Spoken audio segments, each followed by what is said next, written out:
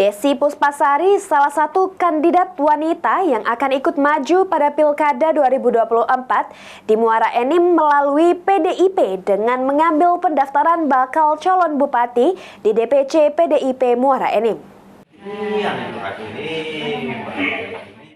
Desi Puspasari Asni bersama tim mendatangi kantor DPC PDIP Kabupaten Muara Enim untuk mengambil form pendaftaran bakal calon bupati pada Pilkada 2024.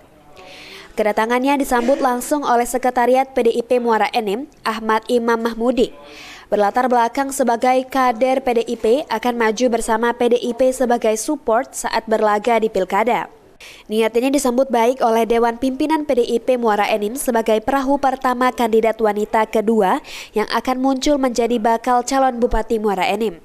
Desi Puspasari Asni mengatakan kalau dirinya yakin PDIP akan mendukung penuh dalam pilkada mendatang sebab dirinya merupakan kader PDIP bersama suaminya yang juga mantan anggota DPRD dari PDIP. Sebagai seorang notaris, Desi berniat akan memajukan Kabupaten Muara Enim dengan pembangunan dan kesejahteraan masyarakat. Selain itu, memperjuangkan status Kabupaten Muara Enim akan menjadi kota madya. Karena Muara Enim sudah layak mendapatkan itu. Selain PDIP, Desi akan bersilaturahmi dengan sejumlah partai politik lainnya. Termasuk kandidat lain, Desi akan melakukan komunikasi politik untuk bisa menyatukan visi misi untuk kemajuan Kabupaten Muara Enim. Insya Allah Bupati. Ini yang pertama kali saya mengambil formulir untuk di PDIP Perjuangan.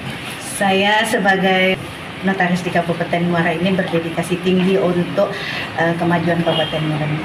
Mungkin perlu kita pikirkan lagi ke depan bahwasanya Kabupaten Muara Enim itu sudah layak menjadi satu kota. Jadi tidak lagi menjadi kabupaten. Karena dengan sumber daya alam dan sumber daya manusia yang sudah sangat. Mardiansyah, PAL TV.